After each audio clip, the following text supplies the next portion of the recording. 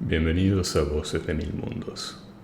Más allá de la barrera del sueño, de Howard Phillips Lovecraft. A menudo me he preguntado si la mayoría de la humanidad se detiene alguna vez a reflexionar sobre el significado, a veces titánico, de los sueños y del oscuro mundo al que pertenecen. Mientras que la mayoría de nuestras visiones nocturnas no son más que débiles y fantásticos reflejos de nuestras experiencias de vigilia, Freud, por el contrario, con su simbolismo. Hay todavía un cierto número de ellas cuyo carácter inmundano y etéreo no permite una interpretación ordinaria y cuyo efecto vagamente excitante e inquietante sugiere posibles vislumbres en una esfera de la existencia mental no menos importante que la vida física, aunque separada de esa vida por una barrera casi infranqueable. Por mi experiencia, no puedo dudar que el hombre, cuando se pierde en la conciencia terrestre, se encuentra realmente en otra vida incorpórea de naturaleza muy diferente a la que conocemos, y de la que solo quedan recuerdos más leves e indistintos después de despertar. De esos recuerdos borrosos y fragmentarios podemos inferir mucho, pero probar poco. Podemos suponer que en los sueños la vida, la materia y la vitalidad, tal como la Tierra conoce esas cosas, no son necesariamente constantes, y que el tiempo y el espacio no existen como tal, los comprende nuestro ser despierto. A veces creo que esta vida menos material es nuestra vida más verdadera, y que nuestra vana presencia en el globo terráqueo es en sí misma el fenómeno secundario o meramente virtual. Fue a partir de una reflexión juvenil llena de conjeturas de ese tipo que me levanté una tarde de invierno de 1900 o 1901, cuando a la institución estatal de psicopatía en la que trabajaba como interno fue traído un hombre cuyo caso me ha perseguido desde entonces sin cesar. Su nombre, tal como figura en los registros, era Joe Slater, o Slater, y su aspecto era el del típico habitante de la región de las montañas de Catskill, uno de esos extraños y repelentes vástagos de una primitiva estirpe de campesinos coloniales, cuyo aislamiento durante casi 3 siglos en los rincones montañosos de una campiña poco transitada les ha hecho hundirse en una especie de degeneración bárbara, en lugar de avanzar con sus hermanos más afortunados de los distritos densamente poblados.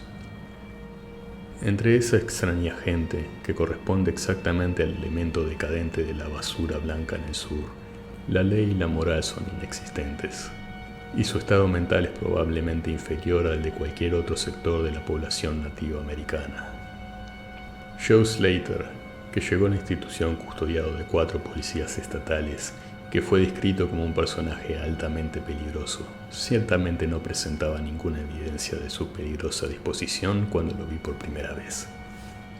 Aunque superaba con creces la estatura media y era algo musculoso, daba una absurda apariencia de inofensiva estupidez por el pálido y somnoliento color azul de sus pequeños ojos llorosos. La escasez de su descuidada y nunca afeitada barba amarilla y la lánguida caída de su pesado labio inferior. Su edad era desconocida, ya que entre los de su clase no existen registros familiares ni vínculos familiares permanentes. Pero la calvicie de su cabeza en la parte delantera y por la condición cariada de sus dientes, el cirujano jefe lo anotó como un hombre de unos 40 años. A partir de los documentos médicos y judiciales nos enteramos todo lo que se pudo reunir de su caso. Este hombre, vagabundo, cazador y trampero, siempre había sido extraño a los ojos de sus primitivos compañeros. Habitualmente dormía por la noche más allá de la hora ordinaria, y al despertar solía hablar de cosas desconocidas de una manera tan extraña que inspiraba temor, incluso en los corazones de una población poco imaginativa. No es que su forma de hablar fuera inusual, ya que nunca hablaba más que en el degradado lenguaje de su entorno. Pero el tono y el tenor de sus expresiones eran de tal misteriosa salvajada que nadie podía escucharlas sin aprensión. Por lo general, él mismo estaba tan aterrorizado y desconcertado como sus oyentes, y una hora después de despertarse olvidaba todo lo que había dicho, o al menos lo que le había llevado a decir lo que decía, recayendo en una normalidad vacía y medio amigable como la de los demás habitantes de las colinas. Al parecer, a medida que Slater envejecía, sus aberraciones matutinas habían aumentado gradualmente en frecuencia y en violencia, hasta que aproximadamente un mes antes de su llegada a la institución había ocurrido la espeluznante tragedia que provocó su detención por las autoridades. Un día, cerca del mediodía, después de un profundo sueño iniciado de una borrachera de whisky, a eso de las 5 de la tarde anterior, el hombre se había despertado repentinamente, con ululaciones tan horribles y sobrenaturales que llevaron a varios vecinos a su cabaña, una posilga inmunda donde vive una familia tan indescriptible como él mismo. Se precipitó a la nieve, levantó los brazos y comenzó a dar una serie de saltos hacia arriba en el aire, mientras gritaba su determinación de llegar a una gran cabaña con brillo en el techo, las paredes y el suelo, y una música extraña y fuerte. Mientras dos hombres de tamaño moderado trataban de sujetarlo, él había luchado con fuerza y furia maníacas, gritando su deseo y necesidad de encontrar y matar a cierta cosa que brilla y tiembla y ríe. Al final, después de abatir temporalmente a uno de los que le retenían con un golpe repentino, se había lanzado sobre el otro en un éxtasis demoníaco de sed de sangre, gritando diabólicamente que saltaría en el aire y se abriría paso a través de cualquier cosa que le detuviera. La familia y los vecinos habían huido en pánico, y cuando los más valientes regresaron, Slater había desaparecido, dejando tras de sí una cosa irreconocible, parecida a la pulpa, que había sido un hombre vivo apenas una hora antes. Ninguno de los montañeros se había atrevido a perseguirlo, y es probable que hubieran agradecido su muerte por el frío. Pero cuando varias mañanas más tarde oyeron sus gritos desde un barranco lejano, se dieron cuenta que de alguna manera había logrado sobrevivir y que su traslado, de una forma u otra, sería necesario. Entonces se formó una partida de búsqueda armada, cuyo propósito, cualquiera fuera el original, se convirtió en el de un pelotón de sheriff después de que uno de los raramente populares policías estatales lo observara por casualidad, luego lo preguntara y finalmente se unieron los buscadores. Al tercer día, Slater fue encontrado inconsciente en el hueco de un árbol y llevado a la cárcel más cercana, donde los alienistas de Albany lo examinaron tan pronto recuperó sus sentidos. Les contó una historia sencilla. Según dijo, una tarde se había acostado a la caída del sol después de haber bebido mucho licor. Al despertarse, se encontró con las manos ensangrentadas en la nieve ante su cabaña, con el cadáver destrozado de su vecino, Peter Slater, a sus pies. Horrorizado, se había adentrado en el bosque, en un vago esfuerzo por escapar de la escena de lo que debía ser su crimen. Más allá de estas cosas, no parecía saber nada. Ni el experto interrogatorio de sus interrogadores pudo sacar un solo dato adicional. Aquella noche, Slater durmió tranquilamente y a la mañana siguiente se despertó sin ningún rasgo singular, salvo una cierta alteración de la expresión.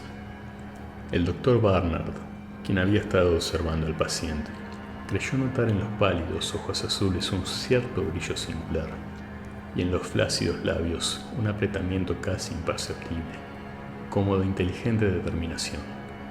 Pero al ser interrogado, Slater recayó en la vacuidad habitual del montañero y solo reiteró lo que había dicho el día anterior. A la tercera mañana se produjo el primero de los ataques mentales del hombre. Después de alguna muestra de malestar en el suelo, estalló en un frenesí tan poderoso que necesitaron los esfuerzos combinados de 4 hombres para atarlo a una camisa de fuerza. Los alienistas escucharon con gran atención a sus palabras, ya que su curiosidad había sido despertada a un alto nivel por las sugestivas, pero en su mayoría conflictivas y incoherentes historias de su familia y sus vecinos. Slater deliró durante más de 15 minutos, balbuceando en su dialecto de pueblo sobre edificios verdes de luz, océanos de espacio, música extraña y montañas y valles sombríos. Pero sobre todo se detuvo en una misteriosa entidad ardiente que se agitaba, reía y burlaba de él. Esta vasta y vaga personalidad parecía haberle hecho un terrible daño, y matarla en una triunfante venganza era su principal deseo. Para alcanzarla, dijo, se elevaría a través de abismos de vacío, quemando todo obstáculo que se interpusiera en su camino, quemando todo obstáculo que se interpusiera en su camino. Así discurrió su discurso, hasta que con la mayor brusquedad cesó. El fuego de la locura desapareció de sus ojos, y con un sordo asombro miró a sus interrogadores, y preguntó por qué estaba atado. Barnard desabrochó el arnés de cuero y no lo devolvió hasta la noche, cuando pudo convencer a Slater de que se lo pusiera por su propia voluntad, por su propio bien. El hombre había admitido ahora que a veces hablaba de forma extraña, pero no sabía por qué. Al cabo de una semana aparecieron otros 2 ataques, pero de ellos los médicos aprendieron poco. Especularon largamente sobre el origen de las visiones de Slater, ya que como no sabía leer ni escribir, y aparentemente nunca había oído una leyenda o un cuento de hadas, sus magníficas imágenes eran bastante inexplicables. El hecho de que no pudieran provenir de ningún mito o romance conocido quedaba especialmente claro por el hecho de que el desafortunado lunático solo se expresaba a su manera. Deliraba sobre cosas que no entendía y no podía explicar, cosas que afirmaba haber experimentado, pero no podía haber aprendido a través de ninguna narración normal o conectada. Los alienistas pronto estuvieron de acuerdo que los sueños anormales eran la base del problema. Sueños cuya viveza podía dominar por completo durante un tiempo la mente despierta de este hombre, básicamente inferior. Con la debida formalidad, Slater fue juzgado por asesinato, absuelto por demencia e internado en la institución en la que yo ocupaba tan humilde puesto. Ya he dicho que soy un constante especulador de la vida onírica, y por ello podéis juzgar el afán con el que me apliqué al estudio del nuevo paciente, tan pronto hube comprobado plenamente los hechos de su caso.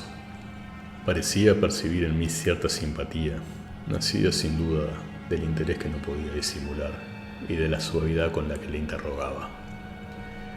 No es que me reconociera durante sus ataques, cuando me colgaba sin aliento de sus caóticos pero cósmicos dibujos de palabras. Pero me conocí en sus horas más tranquilas, cuando se sentaba junto a su ventana enrejada, tejiendo cestas de paja y sauce, y quizás añorando la libertad de la montaña, que nunca más podría disfrutar. Su familia nunca vino a verlo, probablemente había encontrado otra cabeza temporal, a la manera de la decadente gente de la montaña. Poco a poco empecé a sentir un asombro abrumador ante las locas y fantásticas concepciones de Joe Slater. El hombre mismo era lamentablemente inferior tanto en mentalidad como en lenguaje, pero sus brillantes y titánicas visiones, aunque descritas en una bárbara jerga desarticulada, eran ciertamente cosas que solo un cerebro superior o incluso excepcional podría concebir. ¿Cómo?, me preguntaba a menudo, podía la imaginación de un degenerado de Catskill conjurar imágenes cuya posesión argumentaba una chispa de genio? ¿Cómo podía cualquier lerdo del bosque hacerse una idea de esos reinos brillantes del espacio y el resplandor excelso de sobre los que Slater despotricaba su furioso delirio?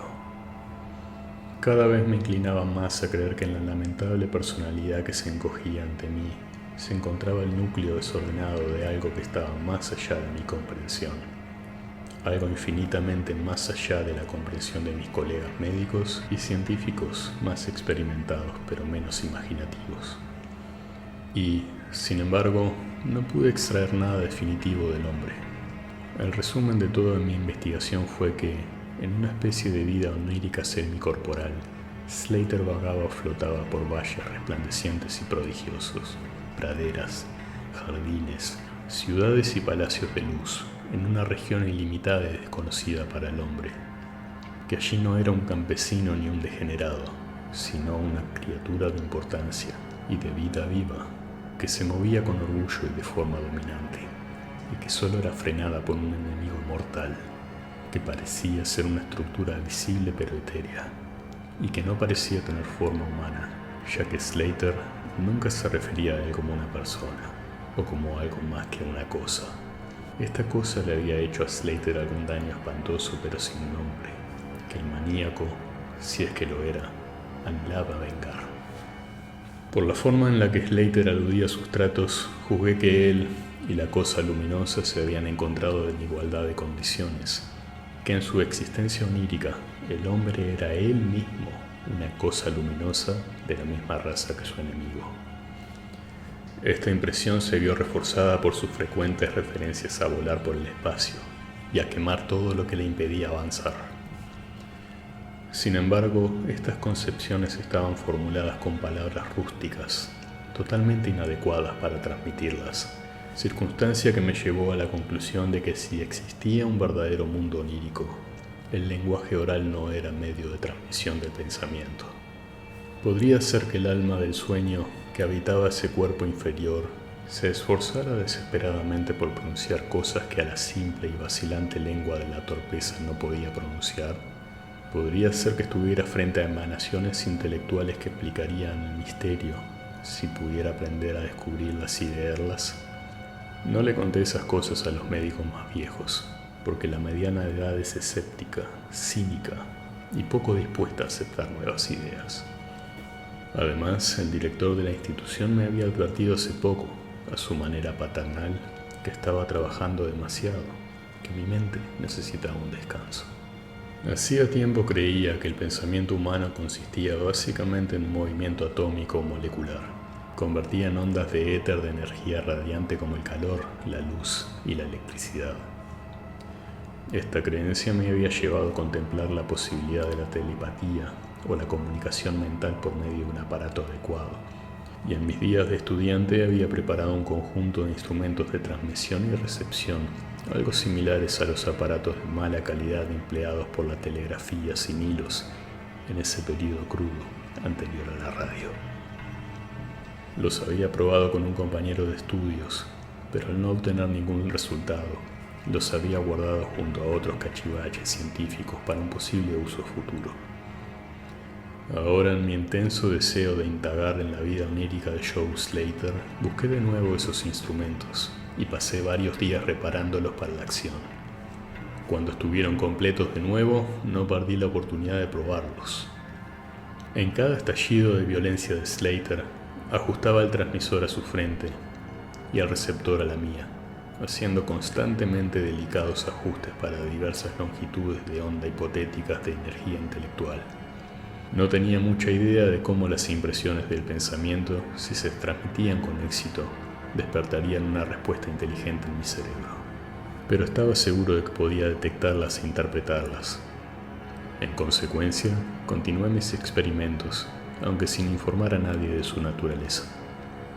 Fue el 21 de febrero de 1901 cuando ocurrió el hecho. Cuando miro hacia atrás me doy cuenta de lo irreal que parece, y a veces me pregunto si el viejo Dr. Fenton no tenía razón cuando lo atribuyó todo a mi excitada imaginación. Recuerdo que me escuchó con gran amabilidad y paciencia cuando se lo conté, pero después me dio un polvo para los nervios y organizó las vacaciones de medio año en las que partí la semana siguiente. Aquella fatídica noche me sentí tremendamente agitado y perturbado, pues a pesar de los excelentes cuidados que había recibido, Joe Slater estaba inequívocamente moribundo. Tal vez era su libertad en la montaña lo que echaba de menos, o tal vez la agitación de su cerebro se había agudizado demasiado para su físico más bien perezoso. Pero en cualquier caso la llama de la vitalidad parpadeaba débilmente en el cuerpo decadente. Se sentía somnoliento casi al final, y al caer la noche se sumió en un sueño agitado. No le coloqué la camisa de fuerza como era habitual cuando dormía, ya que vi que era demasiado débil para ser peligroso, incluso si se despertaba con desorden mental una vez más antes de fallecer. Pero coloqué sobre su cabeza y la mía los dos extremos de mi radio cósmica, esperando contra toda esperanza un primer y último mensaje del mundo de los sueños, en el que breve tiempo me quedaba. En la celda que nos acompañaba había un enfermero, un tipo mediocre que no entendía el propósito del aparato, ni pensaba indagar sobre mi trayectoria. A medida que pasaban las horas vi que su cabeza se inclinaba torpemente en el sueño, pero no le molesté. Yo mismo, arrullado por la rítmica respiración del hombre sano y del moribundo, debía sentir un poco más tarde. El sonido de la extraña melodía lírica fue lo que me despertó. Acordes, vibraciones y éxtasis armónicos resonaban apasionadamente por todas partes, mientras que en mi vista extasiada estallaba el estupendo espectáculo de la belleza suprema. Paredes, columnas y arquitrabes de fuego resplandecían efusivamente alrededor del lugar donde yo parecía flotar en el aire, extendiéndose hacia arriba hasta una cúpula abovedada infinitamente alta de indescriptible esplendor. Junto a ese despliegue de magnificencia palaciega, o mejor dicho, suplantándolo a veces en una rotación calidoscópica, se vislumbraban amplias llanuras y graciosos valles, altas montañas y grutas acogedoras, cubiertas con todos los atributos encantadores del paisaje que mis ojos encantados podían concebir, pero formadas en su totalidad por una entidad plástica brillante y etérea, que en consistencia tenía tanto de espíritu como de materia. Mientras miraba, percibí que mi propio cerebro tenía la clave de esas encantadoras metamorfosis, pues cada vista que aparecía era la que mi cambiante mente más deseaba contemplar. En medio de este reino elisiano no habitaba como un extraño, pues cada vista, cada sonido me eran familiares, tal como lo habían sido durante incontables eones de eternidad antes, y lo serían durante eternidades similares por venir. Entonces el aura resplandeciente de mi hermano de luz se acercó y mantuvo un coloquio conmigo de alma a alma, como un silencioso y perfecto intercambio de pensamientos. La hora era de triunfo inminente, pues no estaba mi semejante escapando por fin de una degradante esclavitud periódica, escapando para siempre y preparándose para seguir al maldito opresor hasta los campos lejanos del éter, para que sobre él se produjera una ardiente venganza cósmica que hiciera temblar las esferas. Flotamos así durante un rato, cuando percibí un ligero desenfoque y desvanecimiento de los objetos que nos rodeaban, como si alguna fuerza me recordara la tierra, donde menos deseaba ir. La forma cercana a mí pareció sentir también un cambio, pues poco a poco fue concluyendo su discurso y se preparó para abandonar la escena, desvaneciéndose en mi vista a un ritmo algo menos rápido que el de los otros objetos. Se intercambiaron algunos pensamientos más y supe que el luminoso y yo estábamos siendo llamados a la servidumbre, aunque para mi hermano de luz sería la última vez. El triste caparazón del planeta estaba casi gastado, y al menos de una hora mi compañero sería libre de perseguir al opresor a lo largo de la Vía Láctea y más allá de las estrellas hasta los confines del infinito. Una conmoción bien definida separa mi impresión final de la escena de luz que se desvanece de mi repentino y algo avergonzado despertar, y enderezarme en mi silla al ver que la figura moribunda en el sofá se movía vacilante. Joe Slater estaba despertando, aunque probablemente por última vez. Al mirar más de cerca, vi que en las pálidas mejillas brillaban manchas de color que nunca antes habían estado presentes. También los labios parecían inusuales, pues estaban fuertemente comprimidos, como por la fuerza de un carácter más fuerte que el de Slater. Finalmente, todo el rostro comenzó a ponerse tenso y la cabeza se volvió inquieta, con los ojos cerrados. No desperté a la enfermera dormida, sino que reajusté las cintas ligeramente desordenadas de mi radio telepática, con la intención de captar cualquier mensaje de despedida que el soñador tuviera para entregar. De repente, la cabeza se giró bruscamente en mi dirección y los ojos se abrieron, haciéndome mirar con asombro lo que veía. El hombre que había sido Joe Slater, el decadente de Catskill, me miraba ahora con un par de ojos luminosos y expansivos, cuyo azul parecía haberse profundizado sutilmente. Ni la manía ni la degeneración eran visibles en esa mirada, y sentí sin lugar a duda que estaba viendo el rostro detrás del cual yacía una mente activa de alto nivel. En esa coyuntura, mi cerebro se dio cuenta de una constante influencia externa que operaba sobre él. Cerré los ojos para concentrar mis pensamientos más profundamente y fui recompensado con el conocimiento positivo de que mi mensaje mental largamente buscado había llegado por fin. Cada idea transmitida se formó rápidamente en mi mente, y aunque no se empleó un lenguaje real, Mi asociación habitual de concepción y expresión fue tan grande que me pareció recibir un mensaje en inglés ordinario. Joe Slater ha muerto. Llegó una voz de una agencia que penetraba en el alma de más allá del muro del sueño. Mis ojos abiertos buscaron el sofá del dolor con curioso horror, pero los ojos azules seguían mirando con calma y el semblante seguía inteligentemente animado. Es mejor que esté muerto, pues no era apto para soportar el intelecto activo de la entidad cósmica. Su cuerpo bruto no podía someterse a los ajustes necesarios entre la vida etérea y la vida planetaria. Era demasiado animal, demasiado poco hombre.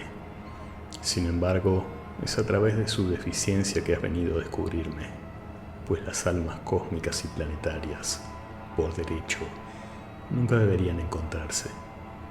Ha estado en mi tormento y prisión diurna durante 42 de vuestros años terrestres. Soy una entidad como aquella en la que tú mismo te conviertes en la libertad del sueño sin sueños. Soy tu hermano de luz y he flotado contigo en los valles refulgentes. No se me permite hablar a tu yo terrestre despierto de tu verdadero yo, pero todos somos vagabundos de vastos espacios y viajeros de muchas edades. El próximo año puedo estar habitando en el Egipto que tú llamas antiguo, o en el cruel imperio del San Chan, que vendrá dentro de 3000 años. Tú y yo hemos ido a la deriva en los mundos que se tambalean alrededor del rojo Arcturus, y hemos habitado en los cuerpos que los insectos filósofos se arrastran con orgullo sobre la cuarta luna de Júpiter. Qué poco conoce la Tierra y la vida y su extensión. Qué poco debería saber para su propia tranquilidad. Del opresor no puedo hablar. Vosotros, en la Tierra, habéis sentido involuntariamente su lejana presencia. Vosotros que, sin saberlo, habéis dado al faro parpadeante el nombre de Algol, la estrella demonio. Esta noche voy como una némesis portadora de una justa y ardiente venganza cataclísmica. Obsérvame en el cielo, cerca de la estrella demonio. No puedo hablar más tiempo, pues el cuerpo de Joe Slater se enfría y se pone rígido, y los toscos cerebros dejan de vibrar como yo quiero. Tú has sido mi único amigo en este planeta, la única alma que me ha sentido y buscado dentro de la forma repelente que yace en este sofá. Nos encontraremos de nuevo, tal vez en las brillantes nieblas de la espada de Orión, tal vez en una sombría meseta del Asia prehistórica, tal vez en sueños no recordados esta noche, tal vez en alguna otra forma dentro de un neón, cuando el sistema solar haya sido barrido. En ese punto las ondas de pensamiento cesaron abruptamente, y los pálidos ojos del soñador. No puedo decir, hombre muerto. Con medio estupor me acerqué al sofá y le palpé la muñeca, pero la encontré fría, rígida y sin pulso. Las cetrinas mejillas palidecieron de nuevo, y los gruesos labios se abrieron, revelando los repugnantes colmillos podridos del degenerado Joe Slater. Me estremecí, tiré una manta sobre el horrible rostro y desperté a la enfermera. Luego salí de la celda y me dirigí en silencio a mi habitación. Tuve un anhelo instantáneo e inexplicable de un sueño cuyos sueños no debía recordar. ¿El clímax? ¿Qué relato científico puede presumir de tal efecto retórico? Me he limitado a exponer ciertas cosas que me atraen como hechos, permitiéndole a usted interpretarlas como quiera. Como ya he admitido, mi superior, el viejo doctor Fenton, niega la realidad de todo lo que le he relatado. Asegura que yo estaba destrozado por la tensión nerviosa y necesitaba urgentemente las largas vacaciones con sueldo completo que tan generosamente me concedió. Me asegura, por su honor profesional, que Joe Slater no era más que un paranoico de bajo grado, cuyas fantásticas nociones debían proceder de los burdos cuentos populares hereditarios que circulaban incluso en las comunidades más decadentes. Todo esto me lo cuenta él, pero no puedo olvidar lo que vi en el cielo la noche siguiente de la muerte de Slater. Para que no me consideren testigo tendencioso, otra pluma debe añadir este último testimonio, que tal vez proporcione el clímax que esperan. Citaré el siguiente relato de la estrella Nova Persei, textualmente de las páginas de esa eminente autoridad astronómica, el profesor Garrett P. Service. El 22 de febrero de 1901, el Dr. Anderson, de Edimburgo, descubrió una nueva y maravillosa estrella, no muy lejos de Algol. Ninguna estrella había sido visible en ese punto antes. En 24 horas la desconocida se había vuelto tan brillante que eclipsaba a Capella. En 1 o 2 semanas se había desvanecido visiblemente y en el curso de pocos meses apenas era discernible a simple vista.